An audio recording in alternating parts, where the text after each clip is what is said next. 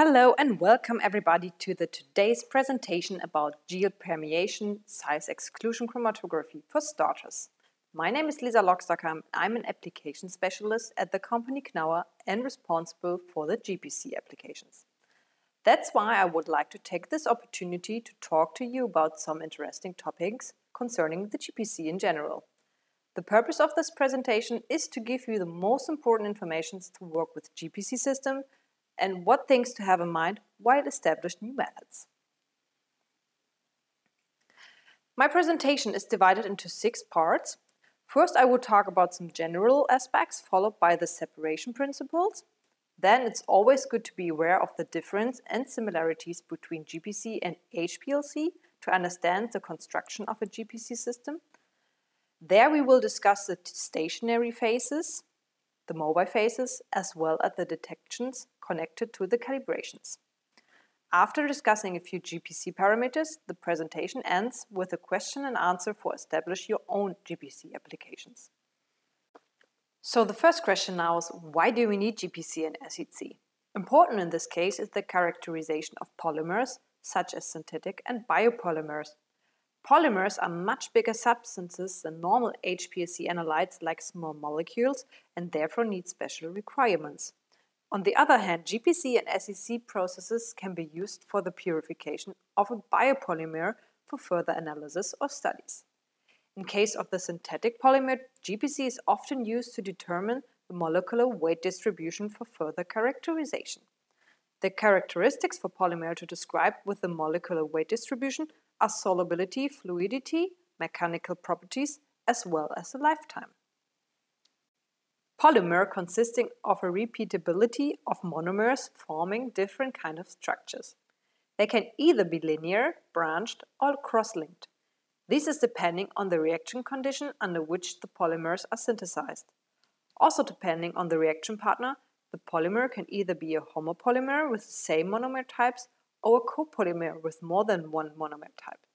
In both cases, the structures and therefore the characteristics of the polymer changes. Polystyrene is an example for a homopolymer, where polyethylene oxide is an example for a copolymer. The polymerization techniques, for example, are called addition and condensation polymerizations. A further differentiation in copolymers are block, graft, alternating, or statistical copolymers. Depending where the monomers are connected, the above-mentioned copolymers results. For example, a graft polymer contains different side chains attached to a main chain. For the other polymers, the exemplary monomers A and B can be assembled as shown on the right side.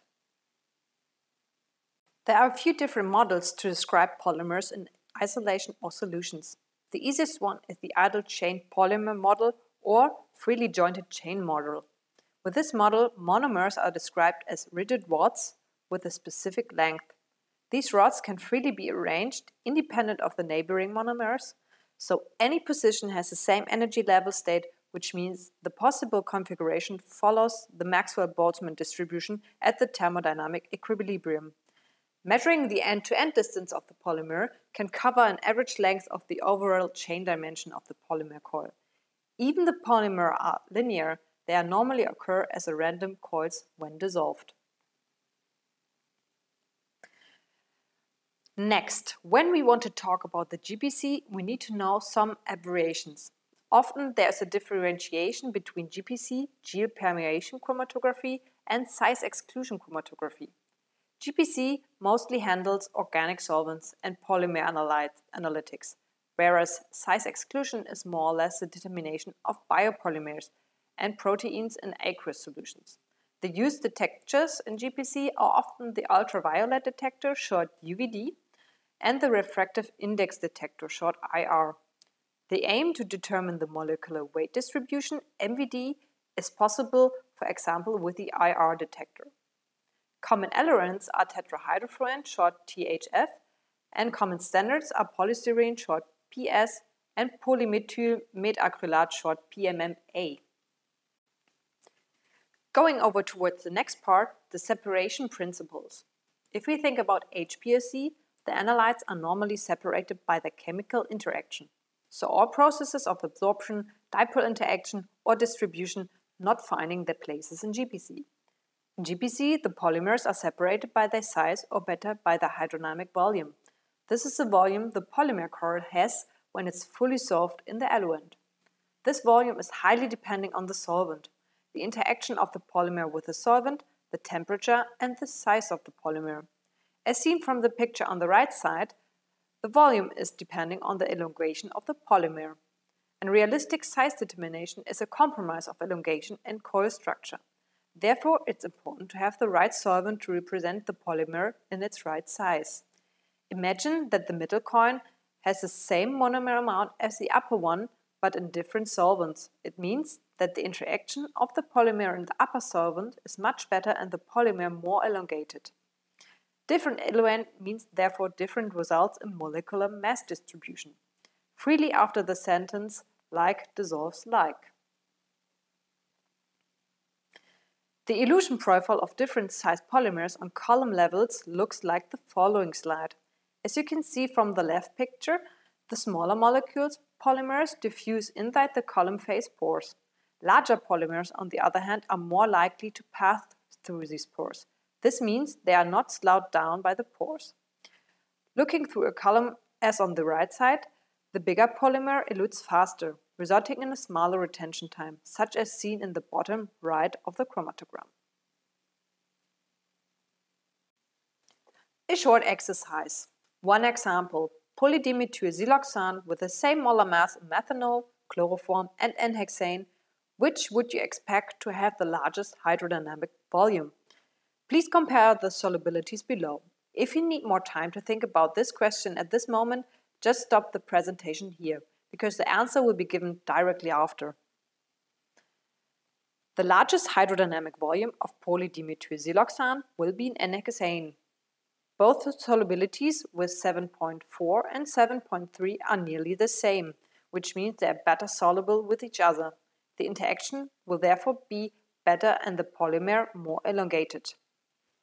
And with this slide, we end with the general part of the understanding GPC, and now we go over to the comparison of HPLC and GPC.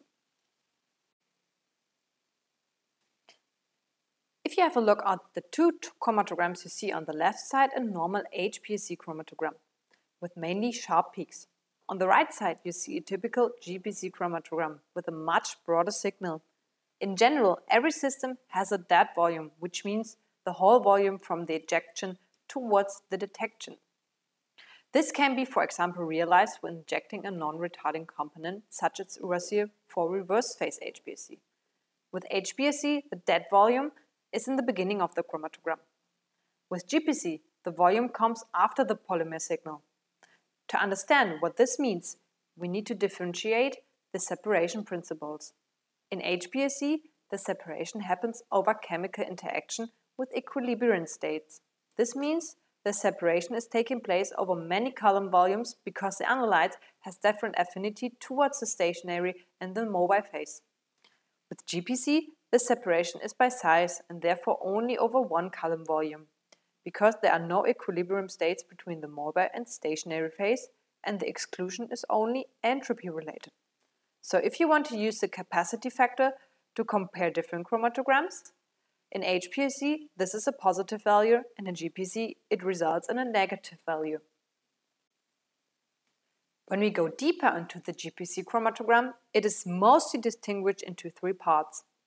The first part, here in red, shows the total exclusion volume. In this range, no polymers should elute from the column. If polymers elute from the column in this time frame, the pore size of the stationary phase is not sufficient and the polymer directly goes through the particle gaps. In this case, usage of a different column is recommended. The dead volume in GPC, however, shows the total pore volume because it corresponds with one column volume, here in green. Normally, at the end of the area, the smallest polymer elutes. Subtracting the total exclusion volume from the total pore volume generates the selective permeation range. In this range, the elutions of the polymers should take place. To increase the resolution within GPC, it is possible to link another column to expand the total pore volume. Everything after the dead volume Here in blue is the range of interaction. When a peak in this area eludes, something chemical interacting with the column is part of the sample or eluent. As we talked a little bit about the columns for GPC, we are now going deeper into the characteristics. First, we need to be sure that our polymer does not interact with the stationary phase. Otherwise, the size exclusion is not possible. The stationary phase are most likely monodispersed particles or geopolymers, where it is possible to generate mixed bed pore sizes and single pore size column for different molecular sized determinations. A rigid stationary phase, such as silica-based materials, have a few advantages, such as stability over eluent or temperature, but they're often prone to absorptive effects. The columns are available in different pore sizes and can be, for example, cross-linked polystyrene for organic solvents or cross-linked polyimide acrylate for aqueous solutions. But how can we check if our column is working properly? The same as with HPLC, the calculation over the theoretical plates is possible. For this, toluene can be injected with THF as an eluent and glycerol can be injected with water as an eluent. Then the width and retention times of the signals should be determined to calculate the theoretical plates N. This is also a good tool to monitor your column over time and to check the performances. Comparing the column stability of macroporous and microporous stationary phases, the former used dextran agarose microporous structures were directly determined by eluent due to the high swelling capability. They were not stable to high flow rates, but had less secondary interactions. Microporous polystyrene phases are more independent of the eluent because of the lower swelling degree. That's why they are more pressure stable and can work under higher flow rates than dextran phases. So both have their advantages.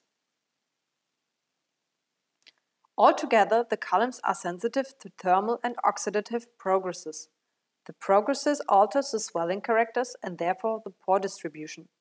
In worst-case scenario, high temperature can break down the particles. So when changing the temperature, always make sure to slowly change it by 1 degree per minute. The same stands for changing the eluent by using a low flow. Important in this case, as the same for HPLC, is the miscibility of the solvents to each other.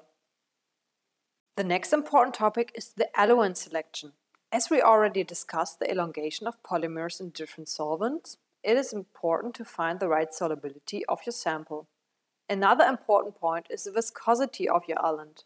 Some columns are not pressure stable, so operating with dimethyl sulfoxide, for example, can be resulting in higher back pressure due to its higher viscosity. When working with an UV detector, the eluent cutoff is one important parameter. If your solvent has a cutoff at 245 nanometers, it won't be possible to analyze a polymer which absorbs below that value. The solvent absorbs all the light below 245 nanometers. When working with IRD, every solvent has its own refractive index. But as the IRD is measuring absolute values, the influence is not that huge as with the cutoff. Problematic is a low refractive index, when the eluent and sample erase each other's refractive index. There are no measurements possible. Another point is the column compatibility. Not every column is compatible with organic eluent or with water. Check the column specification beforehand. The same goes for your operation systems, especially when working with organic solvents such as THF or chloroform, which are prone to solve different kinds of polymers. Check your eluent tubes and all polymer-based components on your system before starting your work. Sometimes it can be helpful to use different additives to change the elongation and constitution. In case of polyelectrolytes, as seen on the right side, the polycarboxylate, the size of the polymer increases without the addition of salt. Due to the repulsion of the charges of the carboxy group, the real size of the polymer can't be displayed. Only with salt the repulsion is excluded and the size seems more realistic. Going further towards the detectors, in GPC we can distinguish between different detectors. On the one hand, there are universal concentration detectors, and on the other, there are molecular weight sensitive detectors. RI and UV are concentration detectors in responding to all kinds of substances, such as the IR, or responding only when containing chromophores or functional groups, such as the UV. But in both cases, the signal corresponds to the concentration.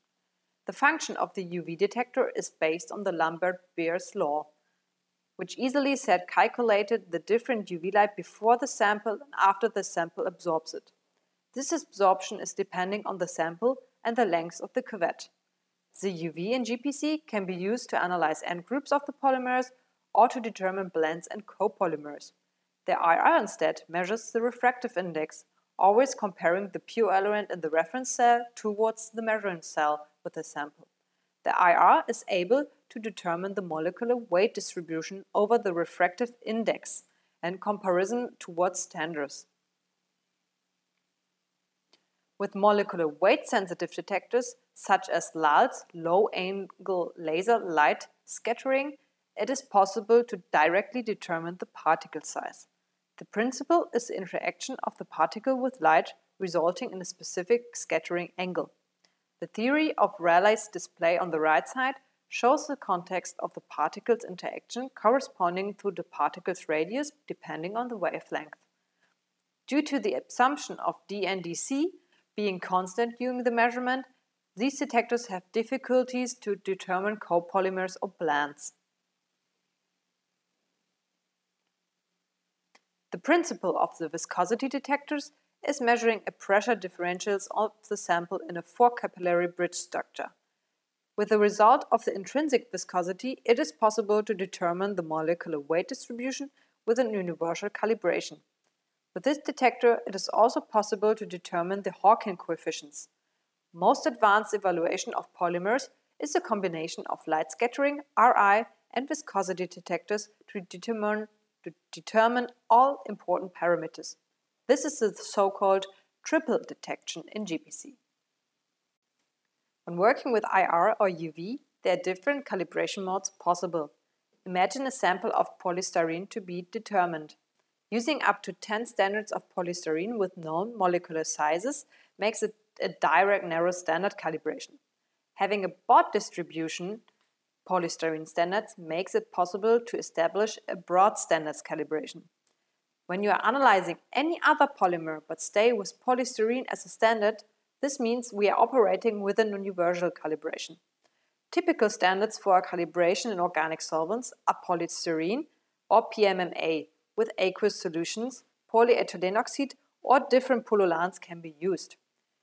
Here's an example of how a narrow calibration can look like. There are 4 different signals, each of them with a different molecular weight. After assigning the weights towards the retention time or the volumes, these values can be plotted as the logarithmus m towards the retention time and volume, and then used as a calibration curve. It is extremely important to have sophisticated standards with well-established values of the MV.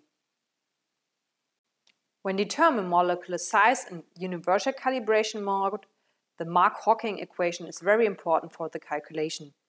The Hawking parameters K and alpha are specific for every polymer, temperature, and solvent. There are existing tables documenting these parameters, or as we said before, it is possible to determine them over the viscosity detector. It is important to have both these parameters from the sample and from the standard.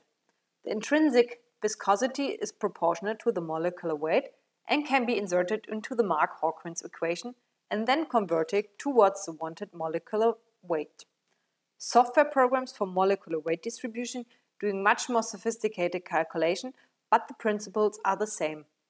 When plotting the logarithms of the intrinsic viscosity and the logarithms of the molecular size, the intercepts show the K parameter and the slope shows the alpha parameter of the Hawking equation as displayed on the right here. When evaluate the GPC data, these following parameters are important to understand. As we talked about the structures of polymers, it is not possible to determine a single value for the molecular weight due to the unequal chain length, short due to the polydispersity. Therefore, describing a polymer size always contains more weight parameters, such as the molecular weight distribution. In this case, NN is the number average of statistical average molecular weights. MW, in contrary, takes into account the molecular weight of the change. The heavier the change, the more it contributes to MW. MZ is the higher average molecular weight, which means it is more sensitive to the high molecular weight polymers. And last, MP is described as the molecular weight of the highest peak. While GPCs support all these values in molecular weight distribution, light scattering describes the absolute MW value. Osmometry describes the absolute MN, and centrifugation, such as diffusion or sedimentation processes, describes the absolute MZ value. All these different weight parameters often describe different kinds of characteristics from the polymer. To calculate these parameters, the equation on the right side can be used, or the given software is calculating these parameters. And depending on the shape of the distribution, the polydispersity parameter is described. So the larger the PD, the broader the distribution as seen at the blue curve. The red one would be a smaller PD.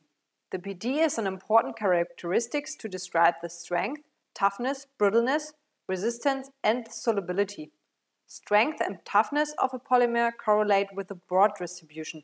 However, the processing of these polymers become more difficult. To calculate the PD, the before-mentioned molecular weight parameters MW and MNN are used as displayed on the right side.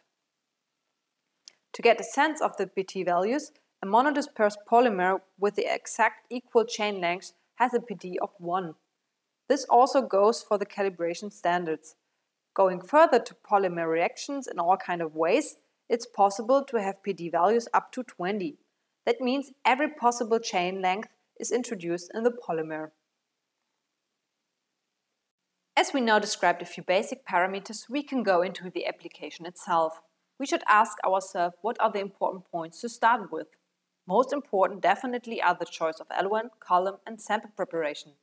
Starting with finding the right eluent, an important question is the solubility of the sample with the eluent. If you have no clue about your sample, try different polarities of solvent and have a look on the solubility. If you have some information, you can maybe also think about additives when analyzing a polyelectrolyte, for example. Also, additives can eliminate chain interaction in general and interaction with the columns. Next point could be an ecological benefit. Often GPC uses harmful and toxic eluents. Sometimes it's possible to replace them with less toxic or cancerogenic eluents. One example could be THF and ethyl acetate, but still the solubility and system compatibility must be fulfilled with the replaced solvent. Typical questions for finding the right columns are as following. Is the molecular weight of the sample known? If there are any information about the sample, this will make your life a lot easier, because depending on that, a mixed gel or narrow size range column can be used. By connecting more columns in series, the resolution and molecular weight can be increased. This can help a lot if the sample molecular size range is unknown. Another point is the particle size. A smaller particle size increases the resolution, but on the other side, the shear phenomena are higher. This means columns degradation can happen when analyzes high molecular weight with small particle sizes. High molecular weight polymers have higher intrinsic viscosity, which results in high shear stress as shown in the equation on the right side. One further important question is what are the requirements of the method? Will it be a water or organic based separation, and therefore what kind of standards for the calibration do I need? Aqueous size exclusion chromatography separation will probably use a different stationary phase than an organic GPC determination. So knowing in what environment the application is taking place makes a huge difference. Last but not least stands the sample preparation. In GPC, it is important to use the right sample amount for the analysis. As the viscosity is depending on the concentration and therefore depending on the shear degradation and the elongation of the polymer, the shown analyte concentration should be considered. Try to avoid ultrasonic solving of the sample, otherwise the structure can't be preserved. to extend column life and prevent system clogging, a filtration of the sample is recommended. But always be careful to use the right filter, otherwise the polymer size can change due to repulsion. So again, differentiate between unpolar and polar solution and either use PTFE or cellulose filter for your sample preparation.